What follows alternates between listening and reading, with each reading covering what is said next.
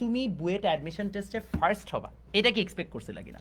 ভাই আমার তো মোটামুটি এইচএসসির একদম শুরু থেকে বুয়েটে টপ 10 এর দিকে থাকার একটা টার্গেট ছিল। সো হ্যাঁ। সেই হিসেবে বলা যায় যে কিছুটা আমি আগে থেকে এক্সপেকটেশন রাখছিলাম যে হ্যাঁ ভালো কিছু হবে, বাট ফার্স্ট টাইম এটা তো অনেক বেশি আনপ্রেডিক্টেবল। সো এক্সাম দিয়ে বের হওয়ার পর আমার মনে হয়েছিল যে টপ 3 বা টপ 5 এটা পসিবল হইতে পারে। অ্যান্ড যখন রেজাল্টটা দিয়েছে তখন একদমই পুরোপুরি এনশিওর হয়েছি যে না আমি তো ফার্স্ট হয়েছি বা আমি টপে আসছি। তো এটা অনেক বেশি ইন্টারেস্টিং ছিল আমার কাছে।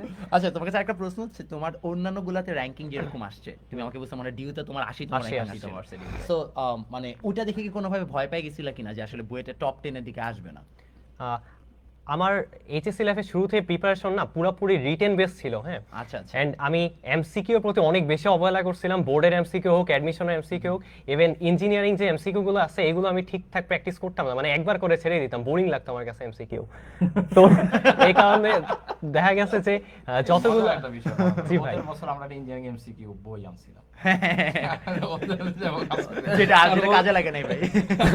যেটি মনে হলো যে হ্যাঁ ভাই এটাই তো একদম রিটেন বেস প্রিপারেশন থাকার কারণে দেখা গেছে এমসিকিউ যত জায়গায় আছে সব জায়গায় আমি একদম গণরে মারা খাইছি।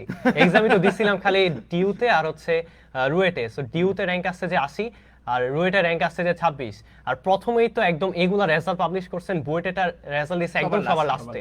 সো যেহেতু প্রথম দিকে আমার মেরিট গুলো খারাপ আসছে, সো তখন থেকে বলা যায় অনেক বেশি ডেসপারেশন কাজ করতেছিল আমার মধ্যে বা হতাশ হয়ে গেছিলাম। বাট তাও নিজের প্রতি একটা কনফিডেন্স ছিল যে না আমি যে 2 বছর হার্ডওয়ার্ক করেছি বা এফোর্ট দিচ্ছি সেটা তো ওয়ান এন্ড অনলি বুয়েটের জন্যই দিছিলাম।